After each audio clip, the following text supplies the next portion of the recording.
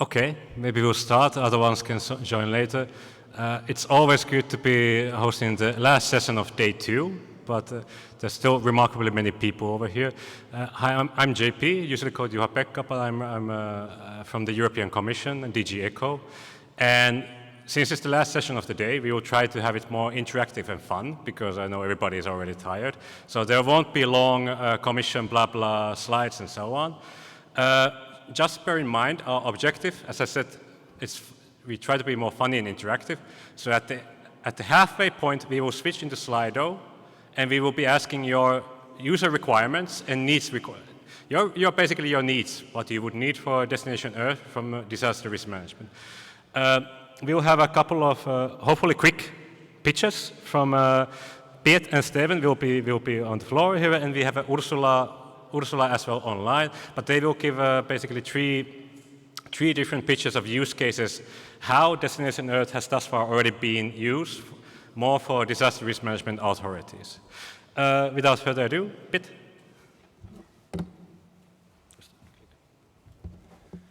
Okay, so for the brave ones who are still present here, I don't know how many people are involved in risk management, disaster risk management here. So maybe the public is mostly about people working in the field like meteorologists. So maybe if you somehow are operationally dealing with disaster risk management or planning, eventually maybe you could raise a little hand to see. So there are at least 5 people in the room, so very good. In fact, so this is the last session of this event. And in fact, the plan was actually to come back a little bit to what was said in the beginning of the meeting. And then we had a few speeches and a few directors of institutes who stressed the importance of having good forecasts, because it's a lot of Destination Earth is about extreme weather events and then basically crisis management. And crisis management is something that is in real time, where you have to react to rare situations. But there is something else also, and that has to do with preparedness and how do you prepare for future events. And that's sort of the common line that will be sort of the baseline of what will be done in phase 3. And we thought this session we would come back to what is done in Met Services, and then at the end Steven will say something, at least in Belgium, how we deal with planning later. And that will be the basis for a discussion that Juha-Pekka will then guide you through. Okay, so in fact, if you remember, I don't know if someone was present on the first day, yesterday, there was a speech from someone from the Belgian science policy, and each country has its somehow typical case that sticks out, where some bad weather events happened.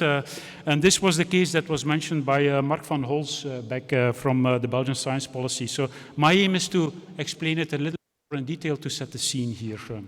So this was in the case on 21st of July in 2021. And in fact, what I want to explain here is that it was actually a case in a very small river in Belgium, which is called the Vesder. It was very localized.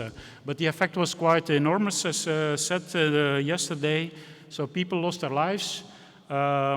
There were claims from insurance companies that went up to billions, and it took something like 3 years to sort of build up the environment again. Now, if this happens, it has to be forecasted, and in the RMI, basically we issue the red code. And you see here, this is actually the area where the Vesder River is located.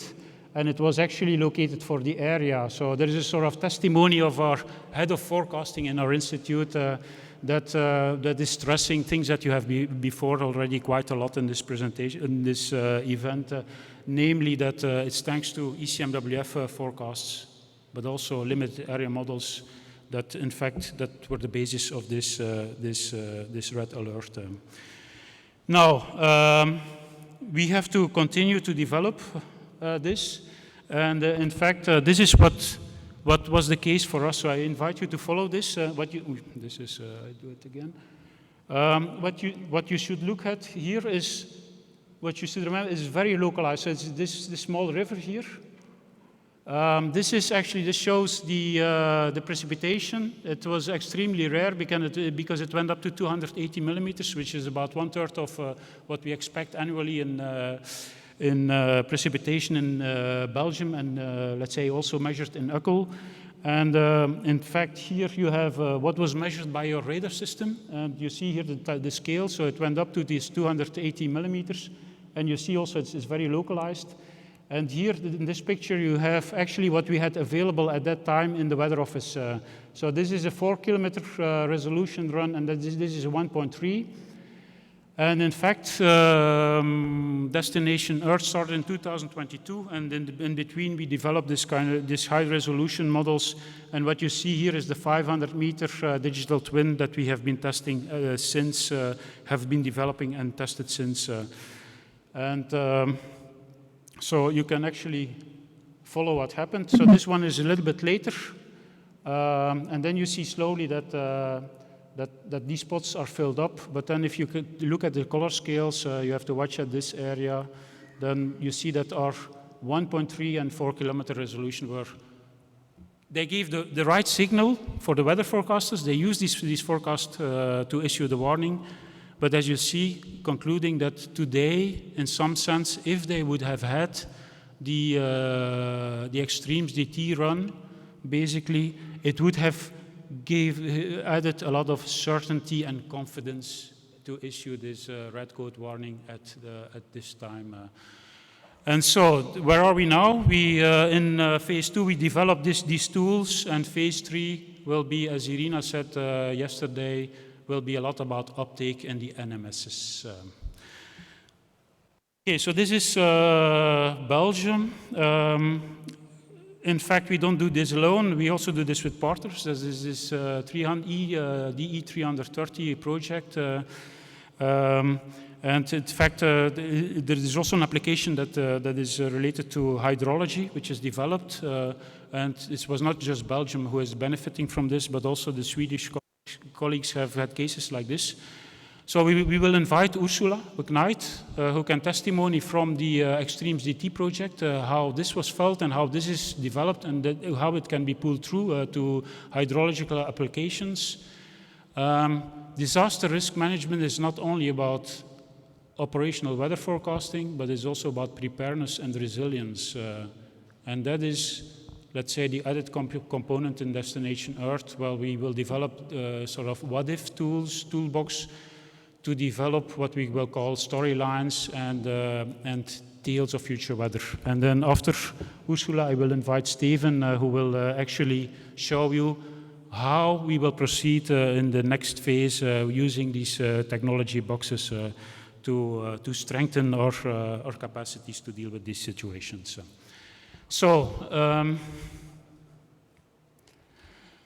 I would invite Ursula, if she can get online, to present her slides. Do you hear me? Yes, I can hear you. Can you hear me? Yep. Okay, that's clear. We hear you. Okay, go ahead, Ursula. Perfect. Next slide, maybe.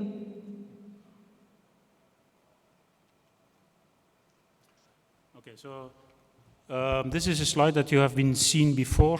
So it's basically, I can explain this one. This is about the way that the project, that in fact the extreme DTs are configured. So we have the global extremes DT, and then we can actually zoom in, as I showed an example for Belgium, up to 750 and the 500-meter resolution.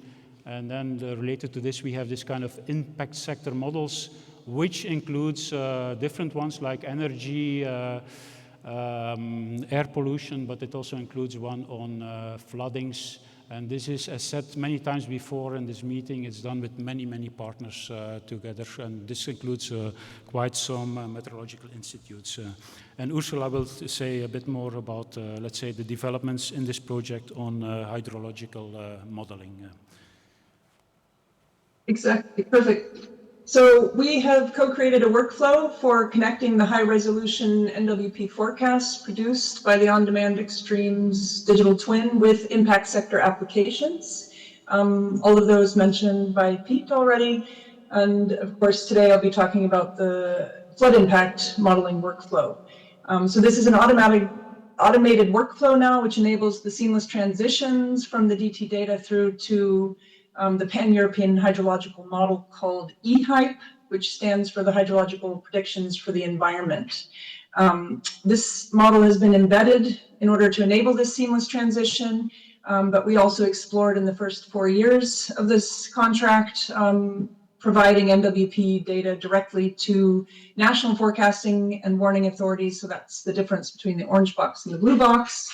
So those that are located external to the DT workflow are sitting in the blue box and can also take advantage of this information when it's produced. And I will show examples where this is relevant for both. Next slide, please. This is just some basic information about the eHype model, some characteristics. So it's a pan-European model domain, which you can see here on the right, which is running on a 5-kilometer grid, and which has been calibrated using gauged river discharge data as well as EFAS meteo forcing data in the range you see here.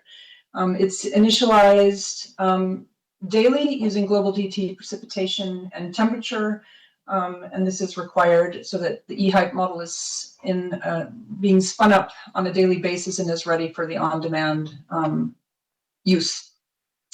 And then the on-demand forecasts are merged with full domain forecasts. This is necessary because upstream catchments outside the domain may potentially contribute to surface runoff when we're working with the larger river basins. Next slide, please. This is the first example that I want to show, which is for the Czech Republic, in particular Storm Boris, which was a multi-day cloudburst event that affected large parts of Europe with widespread pluvial and fluvial flooding. And for the Czech Republic in particular, which is outlined in red in the figure on the top, a national precipitation record was set with rainfall recorded at around 704 millimeters at the station you see listed here, and with total precipitation amounts of 200 millimeters over large parts of the country. This, of course, led to a lot of disruptive damage to infrastructure as well as remodeling of the riverbeds and floodplains. Next slide, please. So they used the DT Alaro 1-kilometer forecast on an NWP side, and this was then inserted into the eHype within this workflow. And you can say that this event then was used to verify the readiness of the eHype model for flood impact forecasting within the DT workflow. What you can see here, this top figure to the left, this is reconstructing the spatial distribution of the accumulated precipitation totals for a single 48-hour forecast. That's what I'm showing here for the Czech Republic, and which covered the entire precipitation event for the entire domain. And again, we've zoomed in, focusing in on the Czech Republic. And then what you can see, if we take, these are then 4 results of simulations using eHype, reconstructing or sending the precipitation through the hydrological model.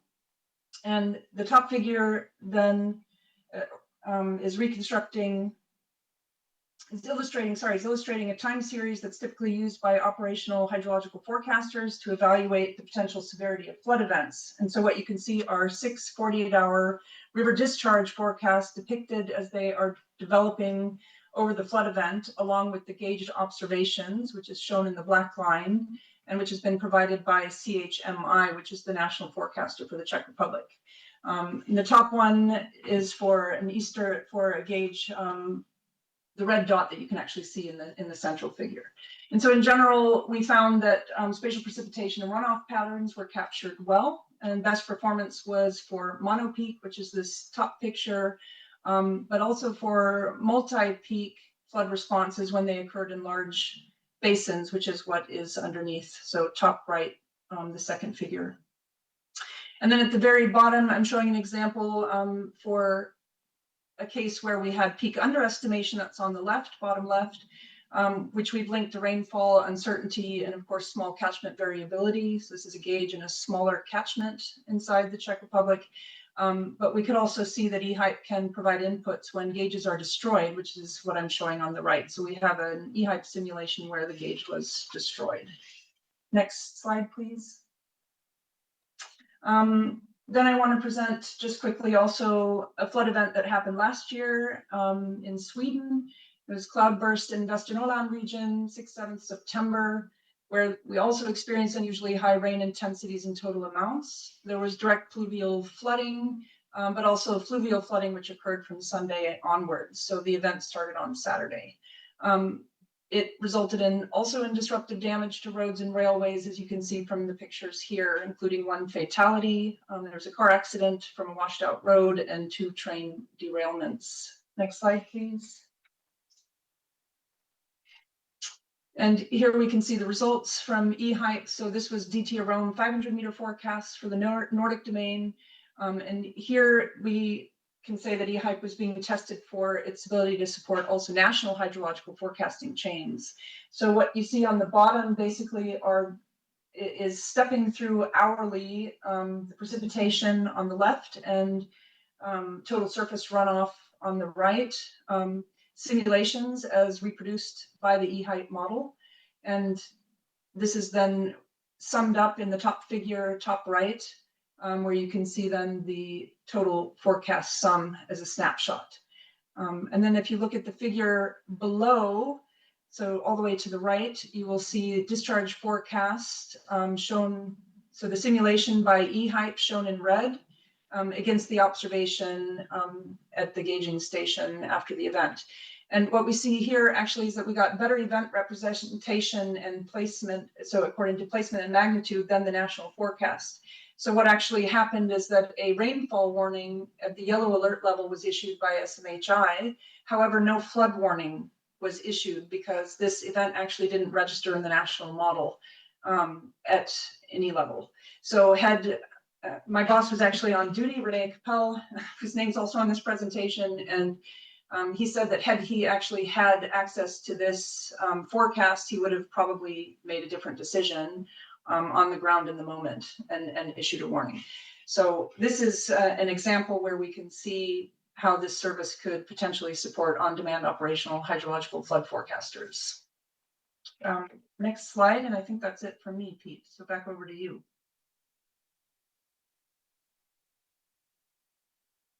Thanks a lot, Ursula, for your nice presentation. So this comes as a kind of a testimony, it's also illustrated. It basically illustrates what was said yesterday by Marianne and other people, like destination or benefits our decision making. So we are creating more detailed and better forecasts, and it's a sort of two-way approach where at the same time we are benefiting and at the same time we are actually contributing to the project. And this comes as a testimony, like that what we are seeing currently, that if we had used these forecasts, if we had them in operations at the time when this was happening, then we would have been in a better position. So this is about, let's say, crisis management when basically the events are happening, but there is also the issue of being prepared for future cases. And as a last presenter, I would invite Steven, because at some level you have to communicate to the public.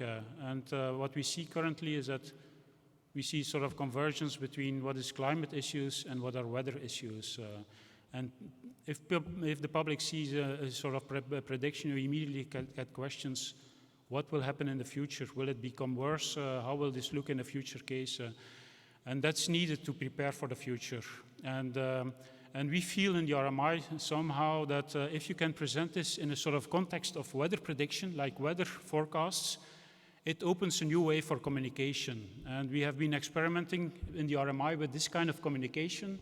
And I think I will give the floor to Steven, and he will explain a little bit more about what we are trying out now in our institute. Okay, thanks a lot, Pete, for the introduction. thanks a lot for being here.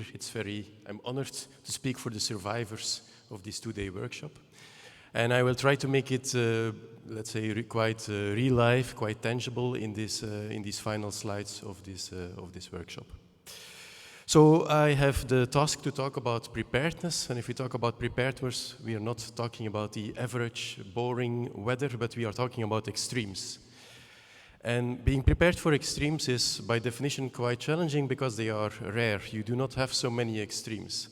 It becomes even worse if you are hit by an extreme that you never saw before, an unseen event. And we have seen some recent proofs in Europe that demonstrate that even if you have good forecasts, it's really challenging to tackle this kind of unseen events in an appropriate way. So as a meteorological service, it's our task to protect citizens, to protect our economies, our countries.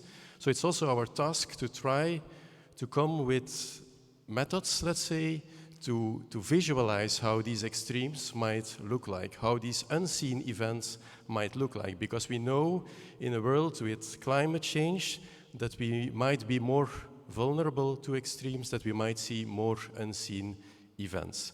And so at the Met Service, we took up this challenge, and we together with some partners, like CEREC, people are present here, we took up this challenge and we tried to come up with a method to, let's say, show how future extremes might look like. So our central question was, how might a future water bomb, how might a future heat wave, how might a future storm for Belgium look like?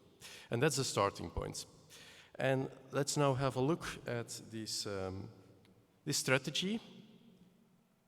Voilà, here is the most complex slide that I will present. So you see that it's quite okay.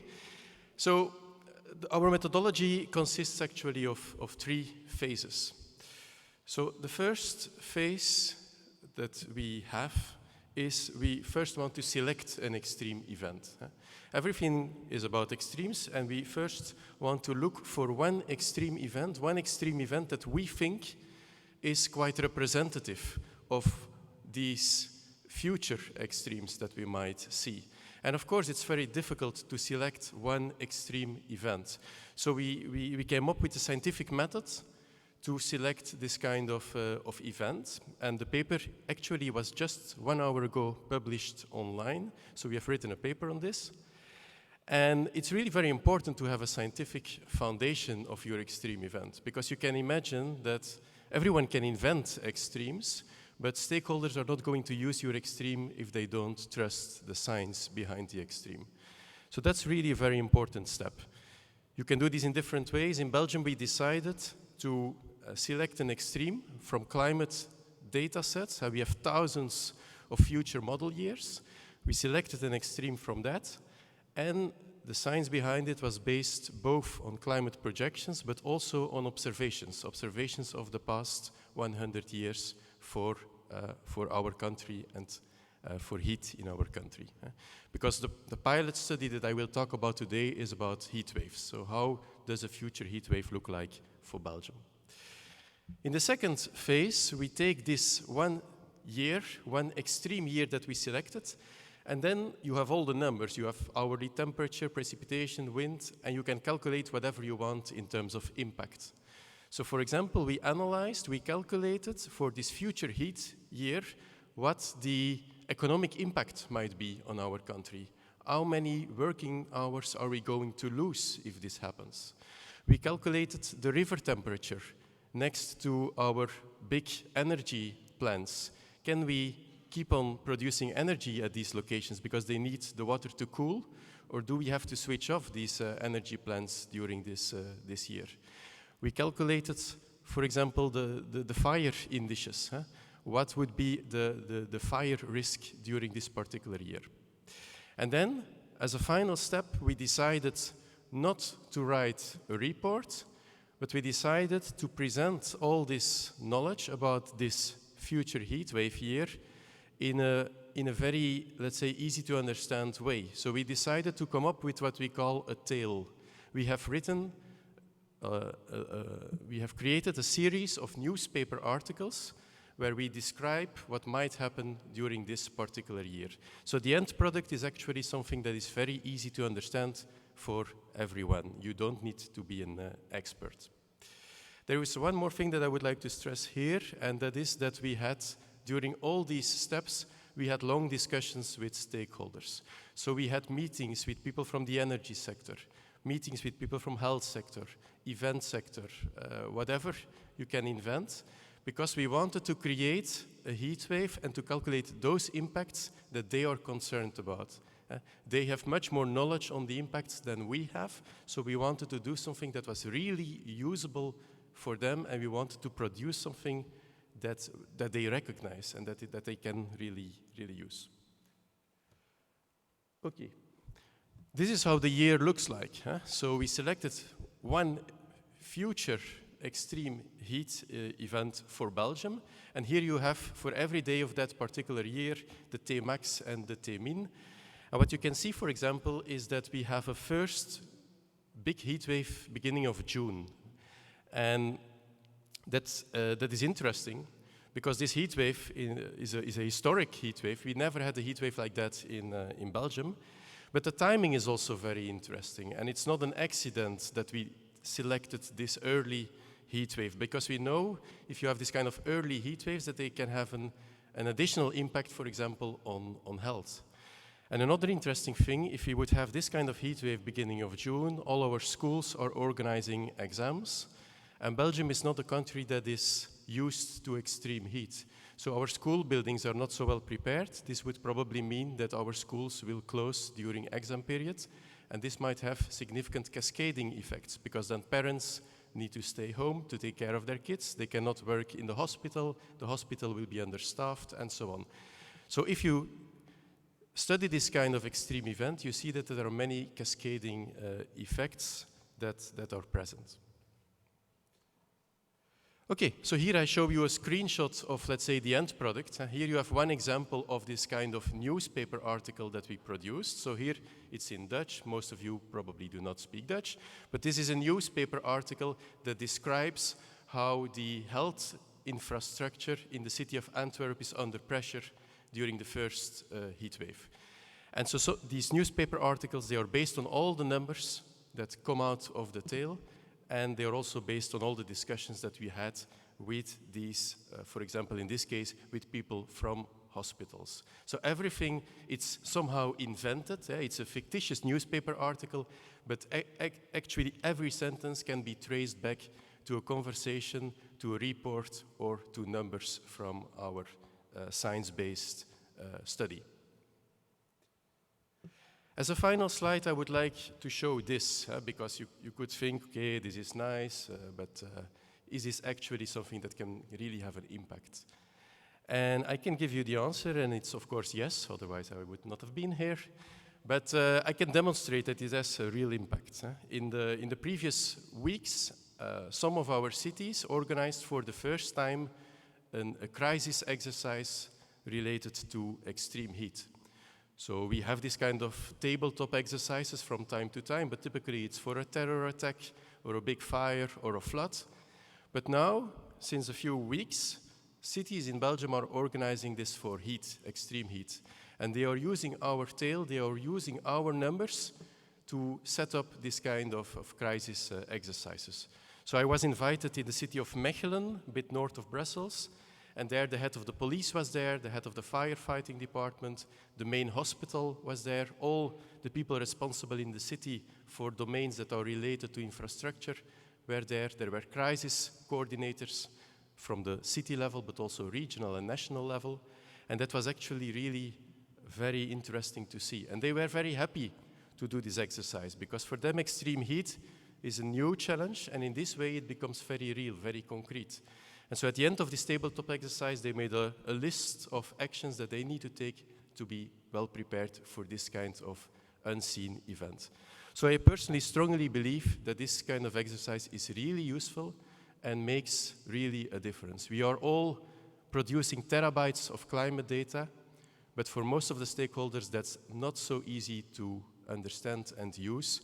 I think that if we start from science and we select cases and we explain them well, I think that this kind of approach might really make a big difference for all our societies.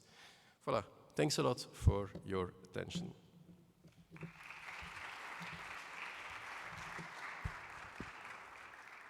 So just a small remark, and then I give the floor to Juha-Pekka. There was a lot of talk about what-if cases, and basically storylines are to transport what happens today in the future. Basically, what we are developing is transport the future to today, in some sense. And we translate it in a story, and then people can say, if this would happen today, what would we have to do? And that is the basis to prepare for the future. That's basically the methodology that we are developing here. Secondly, we have now the 2 degrees warming level. What Steven showed was Eurocortex data.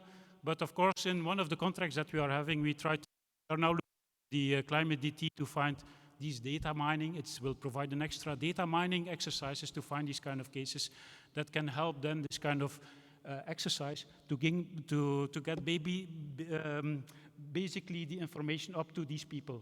For instance, policemen and fireworks and these kind of things. So that said, I'm happy to give the floor to Juha-Pekka from the DG ECHO, who is very concerned with these kind of issues. Please go ahead. Thank you very much. I think that worked as planned, that we had very good examples of use cases progressively moving forward, how Destination Earth can be used more, especially because I can vouch for everybody that Destination Earth is very complex, especially if you come from a disaster risk management background. Like I would never use the term tail. Tail sounds like something you give to your kids, but then like Steven had over there, that it actually comes to a scenario and it comes to a tabletop exercise, which is like the bread and butter of any kind of crisis or disaster risk management planners and so on. Your last slide of the day, congratulations. Just a little bit of commission remarks in the sense that now we will start a Slido in a few moments. We will have, I think, 3 or 4 questions. There will be, many of them will be open questions. And we will then would like you to, as honestly as you can, it's going to be anonymous, put your feedback over there, because then we will use that feedback actually to plan further activities with DG Connect on Destination Earth. But as mentioned, Destination Earth can be very complex for the first responder levels. It is more and more brought into commission documents and future plans. I don't think many of you might not have heard of the new integrated wildfire risk management communication, but nonetheless, we see value, we see added value, we see benefit in Destination Earth. I think there was good examples like Ursula said that the decision maker would have made a different decision if he had this forecast. And say for Steven that I've been in multiple scenario exercises, and often it kind of falls flat if all of the parameters are hypothetical, like someone like me just pushing new extremes. But if they're based on actual simulation, it brings a totally new light to it. So, of course, Destination Earth is a very big program. It will take time to integrate it into more national services, but it's being brought more and more into that we would in the future have that. And I think Piet said that there was 5 brave souls from let's say DG ECHO's counterparts, so disaster risk management planners from the capitals or similar. But we will now start a Slido. There's going to be a warm-up. At the same time, I will try to moderate the discussion over it, and we will try a very, very simple one at the beginning. So please put your answers over there. And anybody have any questions live to any of the presenters at the moment? Not yet, at least.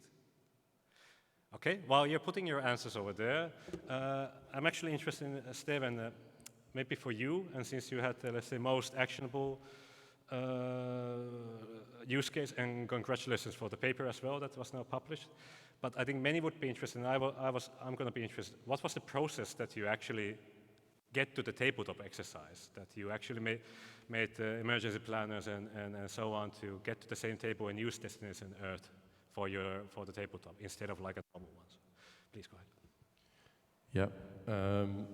So the process for the tabletop exercise, well, actually, we first went through the 3 phases. During these phases, we had interactions with, for example, cities, but we developed this tale, and then we presented the full tale to the cities, and then they saw So the people in the cities, for example, all the crisis coordinators of the cities were there. And then they understood that actually for extreme heat, there are so many different things that will happen at the same time. There are so many cascading effects. So then they understood that this kind of scenario would be really useful for them to use as a starting point for a tabletop exercise. And so they took our documents, they took all the numbers, but also the newspaper articles, and based on that, they created their own tabletop exercise scenario. So for example, the city of Mechelen, they focused, of course, on things that are relevant for their city. Not everything is relevant for each city. So they selected some of the topics, and that was the scenario then for the tabletop exercise. So we gave them something quite general, and then they focused on their local context and organized the exercise. Thanks. Maybe a quick follow-up. What was in your impression, the clue or the key or the most important part of the process? You mean the most important outcome of the exercise? To get the people into the table, because I think that's the big barrier for many. Yeah, well, it was not so hard. I didn't organize it. So we just explained to cities that this is available, and they said, okay, we feel that we are underprepared for this. We will organize an exercise. And now I'm aware of 3 cities, Brussels, Antwerp, Mechelen, who did it. And in 2 weeks, all cities will meet. And so the others will then see that these cities did it, and I guess some more cities will follow. So I did not have to convince them. We gave them some material that is quite ready to use for this kind of exercise, and they organized the tabletop exercise themselves. Okay. Thanks a lot, Steven. Now you can already see from the results that somewhat familiar or not familiar at all on using Destination Earth for disaster risk management are the most popular. So even with these examples, there's clearly work to be done. And maybe let's jump from Laila to the next question already. That's going to be a little bit more... Okay, this is an open-ended question. Please, I mean, you can use keywords, you can write full sentences and so on, but we will take all of your material and we will then internally use it for a summary report on what would be the next step. And these are tied also, the questions, to the presentation, so you can tie it back to what you saw over there if you saw benefits over there. And the question is like a simple yes or no, but you can also put why not or why do you use them. What would be the barrier? Okay, there's a no, but if you, those who are still answering, if you say no, and why don't you use it, for example? Is there like that you don't know about it, you haven't had a use case example like Steven had over here? And maybe we'll let you to write your more complicated answers than just pure no. And with BIT, you showed the first example, but are there developments that you would, in the next part, do a similar kind of like tabletop for the flooding exercise too, or are you going to use it for a more interactive, more with the emergency managers than just what you explained over this?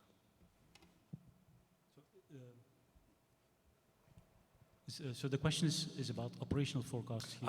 Are you in the plans to use it for, let's say, for operational forecast, a city or emergency management institute, or? I think the question is about operational ones. So I see on the screen that there's a lot of no's being planned here, being responded here, but I think we have to make a difference. I think operational forecasting is about crisis management. Like we include crisis centers and we communicate with them, and it comes from the weather offices, from the institutes. The tabletops exercise is something else. It's like about planning in the future. I think your question, what you're posing here, is more like how many of the participants use operational forecasts?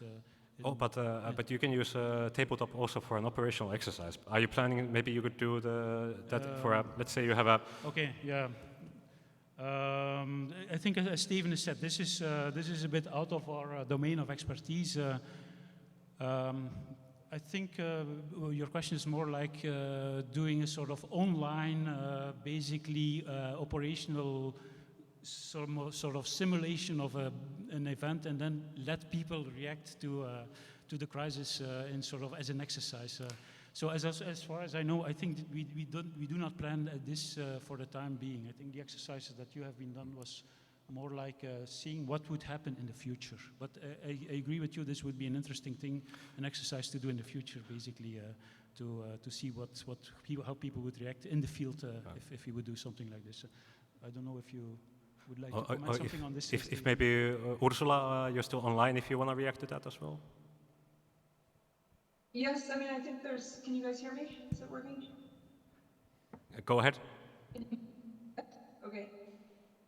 I mean, I think there's several ways to use this. I mean, in any case, I think we can use forecasts to get an understanding if the infrastructure that we have in place is prepared, if you will, for an extreme event, like an extreme precipitation event that could lead to a flood. So I think there's a lot of useful, I mean, that's what we will explore, I guess, a little bit in phase 3 is connecting the on-demand extreme, extremes digital twin to the climate digital twin, right? To explore also scenarios and storylines like what's being presented here afterwards. And maybe to respond, I saw I was trying to quickly read through some of these answers. There was the slow uptake of new developments for NMHSs was mentioned. And I think part of that process is that this also represents an additional decision point, if you will, and it has to come at the right moment in time. So the delivery of the data has to be ahead of the event, and it has to be seen as something that's bringing value to the on-duty forecaster and not lots of additional noise. So there's been, I know initially there was some concern about additional data points, but I think that additional data points that bring added value will be very welcome. And it takes, of course, I agree, it takes time for this to be uploaded, but that's why the workflows around how this data is being delivered and uptaken into NMHS is so important. And that's what we've been working with in the last years as well.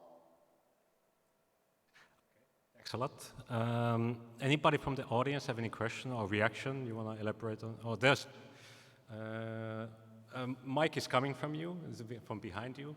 Early warning of a microphone. And you can react, you can comment, you can ask questions, or you can elaborate more on it. But I like what Piet said. In our units, often our unit's task is to try and combine the scientific work with operational work, and what we hear often from both sides, that's a little bit out of our expertise. but yeah, go ahead, please. Yes, hi everyone. I have more of a reaction comment. I wanted to offer another perspective that might be interesting for this conversation. I'm part of the Netherlands Red Cross, so I think I'm the only probably humanitarian partner here today. And we actually also are a lot active in disaster risk management. Our role is to support local humanitarian partners in their disaster risk management. So I recognize us quite well in what was discussed today. So for example, what we do is that we use eXtreme now through another intermediate service, which is generation of flood forecasts. So then we use this output eventually for our platform to inform our users, who are Red Cross Philippines, for example, to anticipate the impact of an upcoming flood.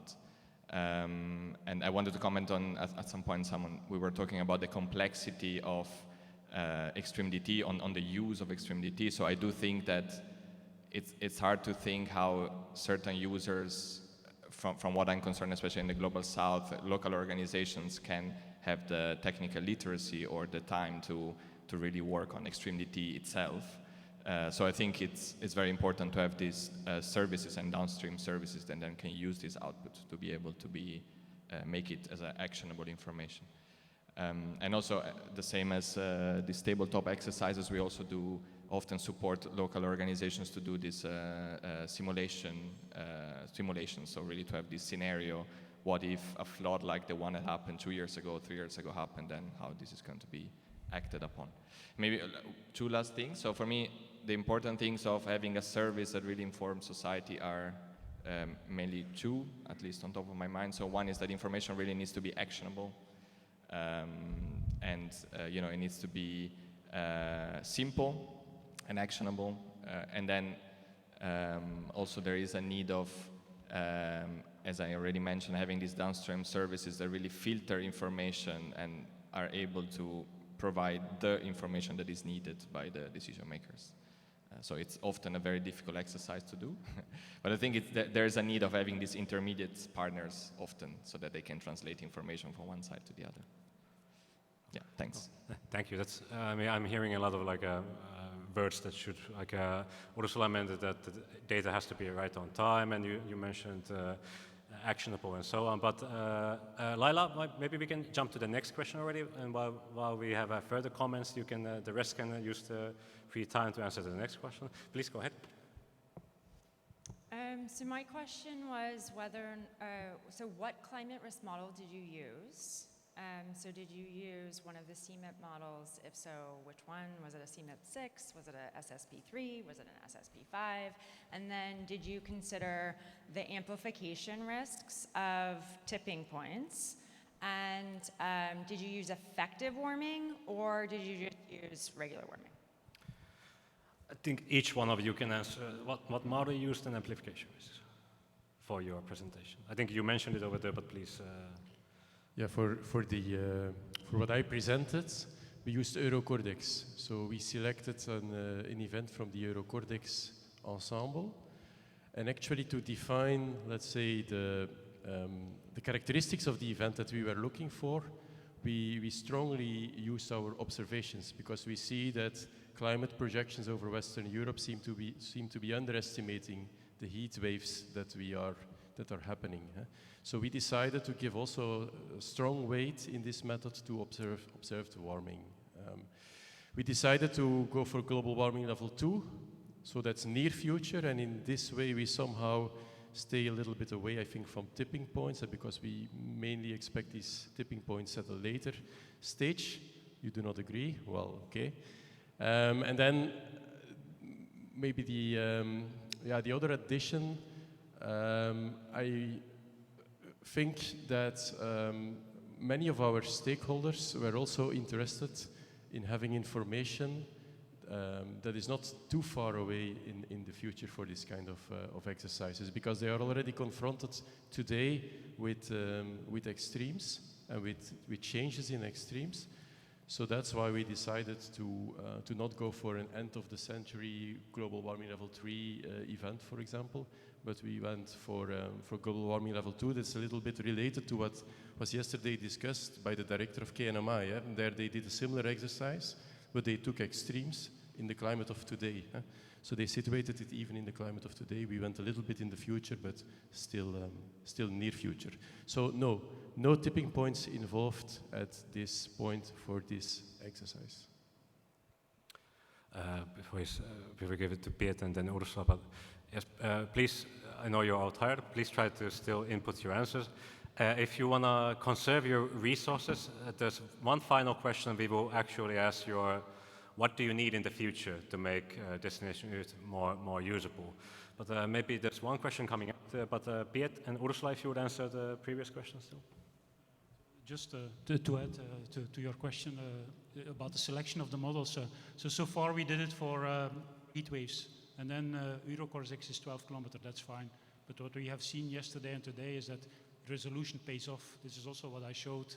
If you really want to go for the next VESDER case, that's what we are after, be prepared for that one, or even a stronger one, then we need maybe 1 kilometer or the 500 meter. And that's what this Destination Earth is about. Let's say the climate, we have the climate DT, which is 5 kilometers, but then we want to push this further. And then we have more cases available for data mining, which could help us to be more prepared for the future and have better stories more realistic stories in the future. And basically precipitation is something that we will treat, let's say in the coming summer or the coming year, relying on some of the, possibly also of the destination output. Thank you. Ursula, reply to which model you used, and did you take tipping point risks into account? I mean, so it's the eHype model. I'm not sure the question is relevant for me, but we use the eHype, so hydrological predictions for the environment at the pan-European scale is what's been embedded in the on-demand DT workflow.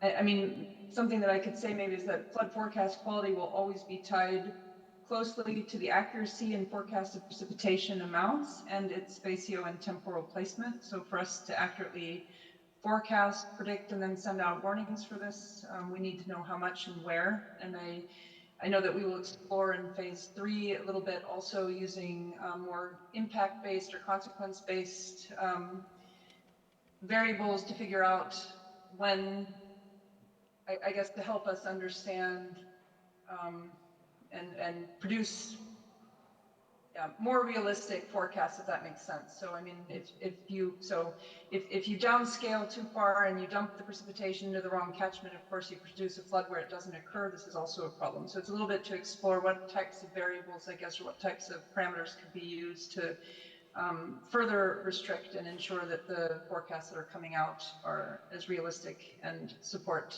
to the best possible degree. That said, the on-demand extremes digital twin, I mean, this is about predicting really the extreme tails of events. So, I mean, we're doing a really good job already. I think a lot of national operational flood forecasting units are doing an excellent job. And so we're trying to provide support through this contract for really capturing these extreme tails. And it's a process to get this right, of course. Thank you, Ursula. Did it appease the question? I see some level of nodding. There's a next question over there. Go ahead. Yes, so thank you. My name is Bente Lidabi. I come from Norway, and I have been working on tsunami warning systems earlier, and I also been working in the Norwegian Mapping Authority, and I underline authority because when you were asking about operational, that makes all the difference. Because operations often requires regulation to be adhered to regulations. They cannot necessarily use a digital twin or the forecast for decision making because it's not in their mandate. So a question is, so there's another comment I want to make is that based on experience, including something new in an operational system that is working is like don't break something that is working. So there's a barrier for uptake there. But I was wondering, for your experience, did you enter into any discussions on the legal aspects of actually being able to base your the digital twin here on the warnings here on these new technologies and new methods? Thank you. That is a super good question, and finally we are moving to what usually is our main barrier, mandates, legal regulations, and so on. Maybe at the same time, Laila, you can put the final question over there, because I think it will tie up nicely to that. So while you prepare your legal answers, please use your final strength of today to answer this question, because we will really much want to know what you need in the future. It can be like legal training, or it can be legal examples of how this worked and so on. But our two in-person colleagues are already discussing how to answer this legal question. But I think I'm very interested in, have you considered with your partners and authorities, for example, in the tabletop and also in PS, how will it work with the legal domain? Because of course that is usually the most where our audience or like the national counterparts say, no, we cannot use this because it's not in our mandate in law. So this maybe PS first. Yeah, so this is out of our comfort zone, basically. No, we have to, it's the last. Okay, but I think maybe the answer is what Steven said.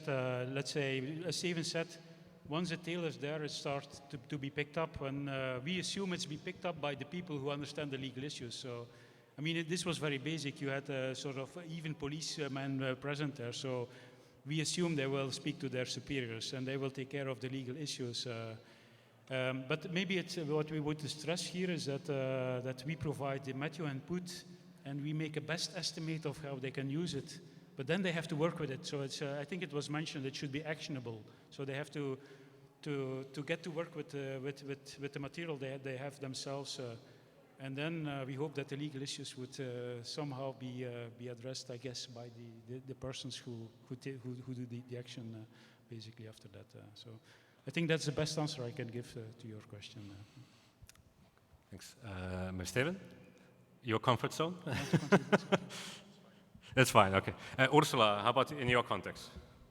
Yeah, sure. So, I mean, I guess my direct response here is this is why we spent so much time on the workflow connecting the NWP high-resolution forecast to hydrological models, and both the embedded one, eHeight, but we also had 9 external NMWH. We had their hydrological operational forecasters on board over the first 4 years. So, and we inserted it very similar to how SEMS Flood, if you're familiar with that, how EFAS works. So this is the European Flood Awareness System, SEMS Flood it's called now, which also delivers flood forecast information to nationally mandated forecasting and warning authorities.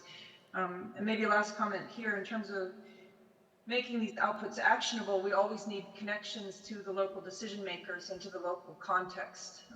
And so from our side, it's about, I mean, we don't want to produce warnings when, if you produce a warning and there is no flood, that's expensive.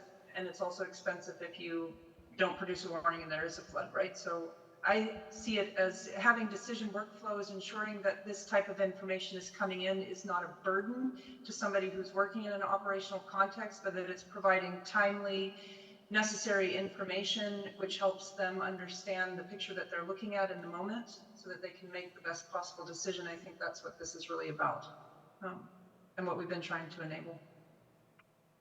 Thank you, Ursula. I think the question, who asked a question is smiling here, so I think she's appeased. Okay. Anybody else have a live question still, or comments, reactions?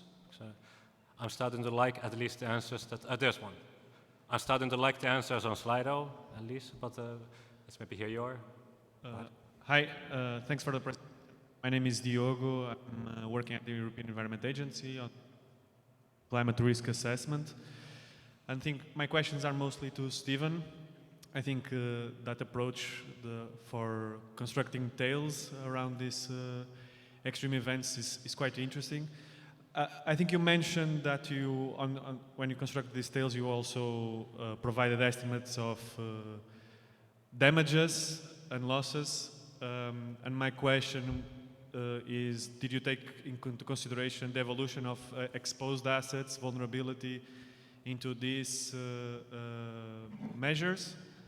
And the second question related to that, and maybe also related to the work on the European Climate Risk Assessment, is how did you select, what was the criteria for selecting these extreme events, the extreme event that you analyzed? And if you think this approach could be replicated easily for more pan-European analysis, so analyzing extreme events for other regions and other areas. Thanks. Thank you. We have 2 minutes left. If somebody still wants to put their needs over there. Steven, can you answer that in 1 minute? Okay. So first question. What I presented here was our pilot, some kind of test of the approach for a heat wave. Until now, the impact assessments were quite simple. So we did not include detailed data sets on assets and so on. For example, we calculated lost working hours as some kind of proxy of damage to certain sectors, like construction, outdoor workers, and so on. So what we did now was still quite simple.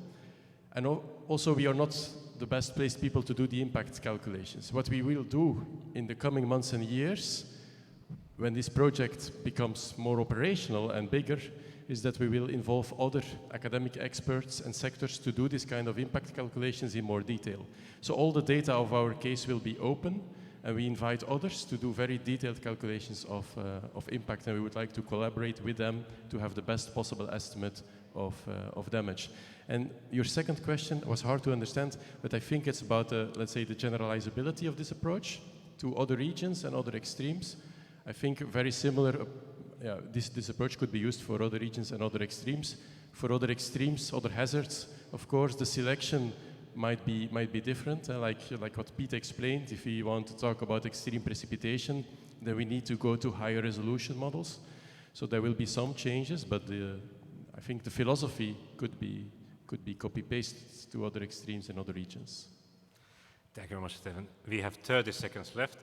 And if I looked at the answers over on this final slide, I think there was a lot of model data-based requirements, but I saw a lot of thumbs up for basic training. I think which should be Bertrand over there is listening that maybe the next step would have to be more trainings on the issue, and so I aim for disaster risk management. But we have 10 seconds left. I want to thank everybody, all our pitches, and Ursula online as well, and to the audience that you survived till the end of this second day. And we have 3 seconds left. Maybe applause for that for everybody. And thank you for the session.